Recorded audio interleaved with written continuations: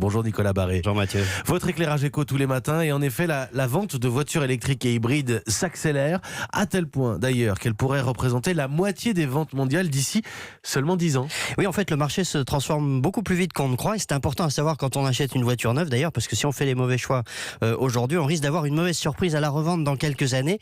Selon le BCG, qui est un cabinet de conseil, les ventes de voitures électriques et hybrides représenteront plus du tiers du marché en 2025, dans 5 ans, contre à peine 10% aujourd'hui.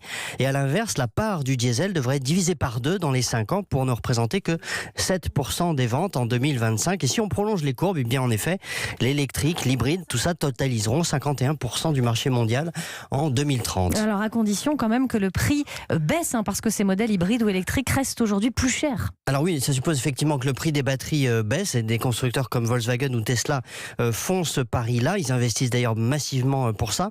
C'est aussi le cas de Hyundai, le coréen, qui a annoncé hier qu'il allait investir près de 90 milliards de dollars dans les nouvelles technologies automobiles, électriques, hydrogène, etc. Dans les 5 prochaines années. Une somme énorme, pour donner une idée, c'est l'équivalent de plus de 4 fois la valeur en bourse du groupe PSA. Et donc c'est bien une révolution que l'on va vivre dans les 5 ans qui viennent. Révolution accélérée par les pouvoirs publics, quand des villes comme Barcelone, par exemple, interdisent les véhicules diesel immatriculés avant 2006, lesquels véhicules du coup ne valent plus rien sur le marché de l'occasion. Eh bien, il faut s'y préparer. Voilà. L'éclairage de Nicolas Barré, directeur de la rédaction des Échos. Merci.